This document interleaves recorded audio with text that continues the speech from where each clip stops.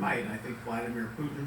Good afternoon, Earth. This is Adam Sturch broadcasting from the Mushroom Mansion Taos, New Mexico, working on oil painting snow. Okay, today's step is probably only going to take a couple of minutes. I'm just going to glaze the lower portions magenta, light magenta, with an ultramarine and violet mix, which will bring it more violet and ultramarine, and start balancing the reflected light. Yeah, I mean, this is, we are. So I'm going to zoom it right in on that. And here we go. This will probably take like 3 minutes, but I'll zoom in and out and ramble a bit, make the video longer than it needs to be so it balances out. All right, here we go. But this is really, this is the law of the jungle. This means that, the United States can invade anybody. It certainly means that Russia, what is it saying that Russia can't do it? What does it say that China can't do it? These are crimes. This is the crime of aggression. You go back to Nuremberg, which held that what they called crimes against peace was the supreme international crime. And again, the post-foundational principle of the post-war legal order is that you just cannot attack other countries. For many centuries it was allowed. That's what people attacked other countries for many reasons. But particularly since World War II, this is the supreme international crime. You just cannot go around invading countries that you feel should be invaded just because you don't. Obviously, the people of Iran have been suffering for 5 decades under, this theocratic dictatorship, but you just cannot. That doesn't give the United States the right to go in and invade. Final comments from Ervan Abrahamian. Again, I think what Uri Goldberg was just mentioning in Tel Aviv is that the Israeli Prime Minister Netanyahu says there are signs Iran's Khamenei is dead, and the significance of this as we wrap up this special broadcast. Well, Netanyahu can declare victory and go home, if that's true. But in reality, even if he's dead, I don't see what difference it's going to make. Long term, basically there is an Islamic Republic. It has its military, the Revolutionary Guards. And remember, and I think Khamenei is, 86. He's got cancer. Rationally, he would be better off being a martyr under Israeli bombing or American bombing than die in the next few months or years in bed. So from his aspect, that would be fine. He will go down in history as a martyr fighting Western imperialism and for Islam. But his death would not make any difference. Remember, when Khomeini died, the expectation was this regime was so much around Khomeini that the system would collapse. The fact is the clerics were actually very careful from 1979 to build a very organized, centralized constitution and a bureaucracy. It's as if they'd read Max Weber about institutionalizing charisma and revolutionary power. So what they've done is created all sorts of organizations that even if the top is decapitated, there are other people already there ready to replace them. In fact, most of the Revolutionary Guards that were assassinated in the June War were promptly replaced by others. And I'm sure they've done the same with the Supreme Leader. They already have candidates, people already lined up to replace them. So it's not going to make any difference politically. So it might be useful for a declaration of victory and basically say everything is ended. But the regime is going to be there. And this, again, the idea of replacing the regime with something else, you have to have something else to replace it with. And I don't see anyone out there creating an organization to Alright, so that makes a really nice violet blue glow. Then I'm going to take a little bit of the same coloration throughout the rest of the figure and do a little bit of blending in the darkest portion of the clouds as well. Say yes, the Shah should come back and lead the country. So we're back basically in a no man's situation, war situation. Well, Ervan Abrahamian, I want to thank you so much for being with us, Professor Emeritus at the Graduate Center, CUNY, City University of New York. His books include Oil Crisis in Iran, From Nationalism to Coup d'etat, and Iran Between Two Revolutions. Professor Abrahamian was born in Tehran, Iran.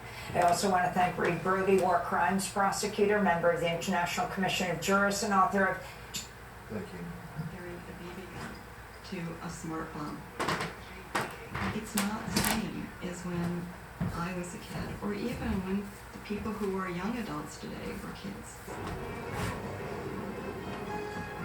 It's much more sophisticated and it's much more pervasive.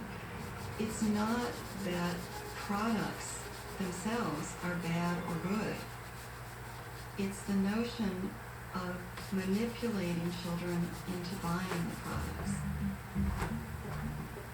In 1998, Western International Media, Century City, and Liberty Research Worldwide conducted a study on nagging. We asked parents to keep a diary for 3 weeks and to record every time, you can imagine, every time their child nagged them for a product. We asked them to record when, where, and why. This study was not to help parents cope with nagging. It was to help corporations help children nag for their products more effectively. Anywhere from 20% to 40% of purchases would not have occurred unless the child had nagged their parents. That is, we found, for example, a quarter of all visits to theme parks wouldn't have occurred unless a child nagged their parents. 4 out of 10 visits to places like Chuck E. Cheese would not have occurred. And any parent would understand that. You know, when I think of Chuck E. Cheese, oh my goodness, it's noise. And there's so many kids. Why would I want to spend 2 hours there? But if the child nags enough, you're going to go. We saw the same thing with movies, with home video, with fast food.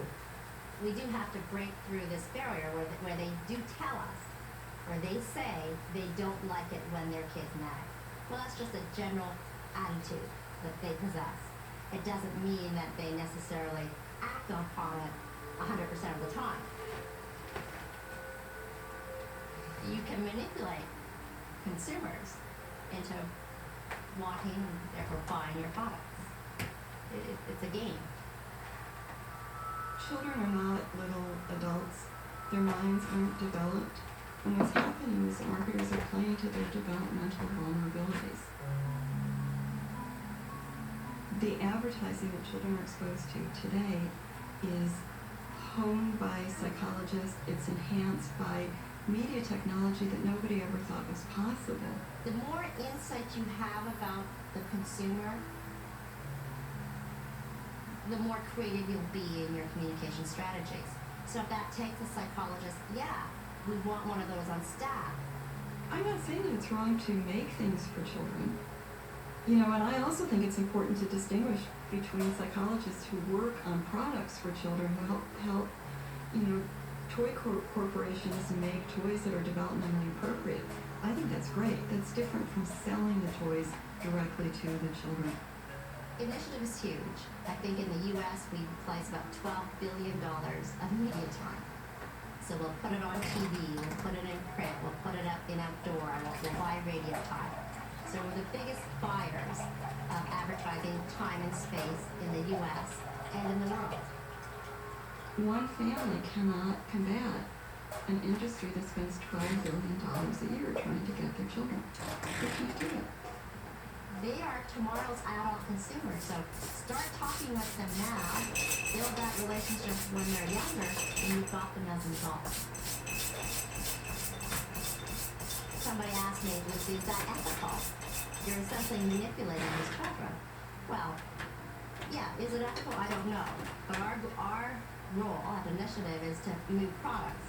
And if we know you move products with a certain creative execution, placed in a certain type of media vehicle, then we've done our job.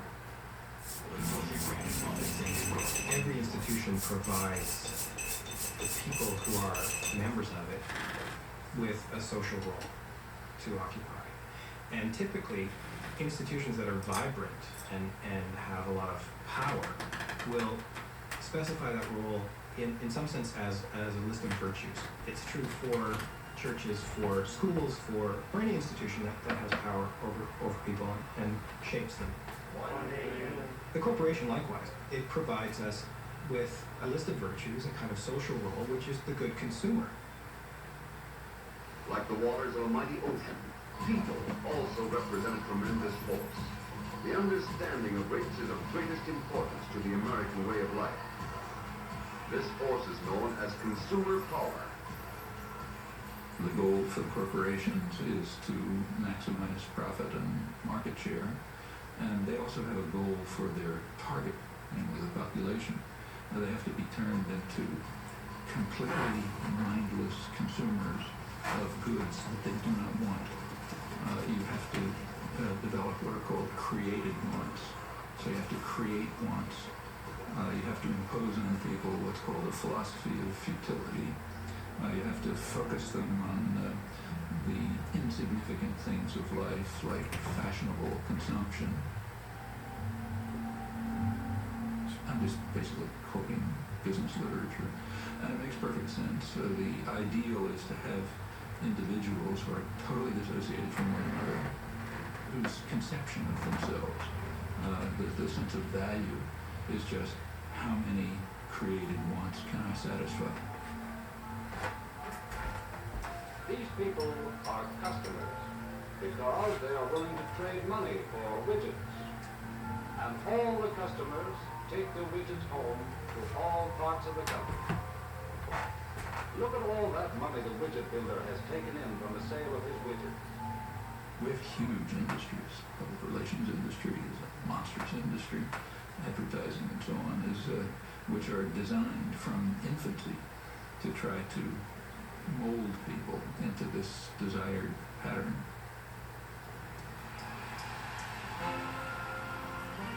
We saw Tiger Woods on TV with a hat with a Nike logo on it, and we figured, he probably gets like millions of dollars just to wear the hat on a press conference, and therefore we figured we can do that for someone else and hopefully get money in return so he can go to school.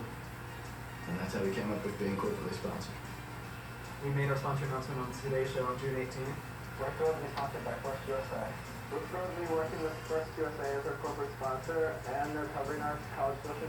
First USA is our sponsor, and we're proud to be working with them. Our sponsor is First USA, so we're really thrilled to announce First USA as our sponsor. We're thrilled to be working with First USA.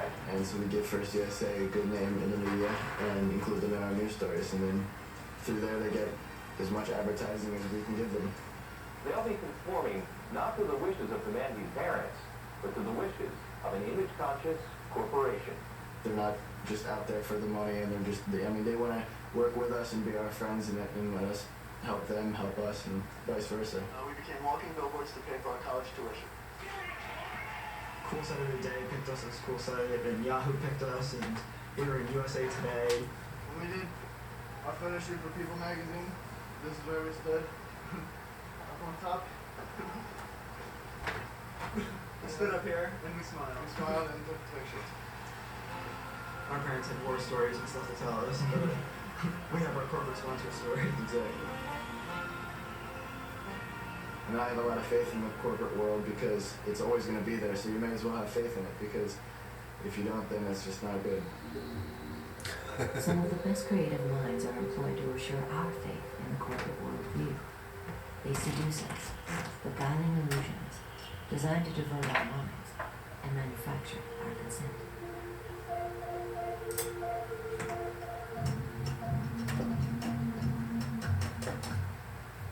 Corporations don't advertise products particularly. They're advertising a way of life, a way of thinking, a story of who we are as people and how we got here and what's the source of our so-called liberty and so-called freedom. So you have decades and decades and decades of propaganda and education teaching us to think in a certain way. When applied to the large corporation, it's that the corporation was inevitable, that it's indispensable, that it somehow is remarkably efficient, and that it is responsible for progress and the good life.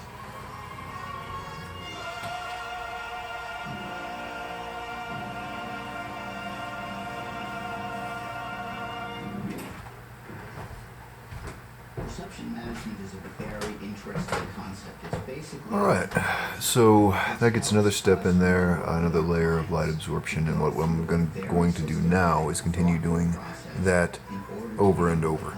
I'll hit it with a bright, translucent, light magenta again, with a little white highlights, re-emphasize the shadows, dig back into those, then do another ultramarine violet cover, and then deepen the clouds, and then we'll hit yellows and lighten the highlights of the clouds, then redo the moon as well once it's set. That was pretty thickly troweled on pure oil paint, and the moon is actually still a little bit wet.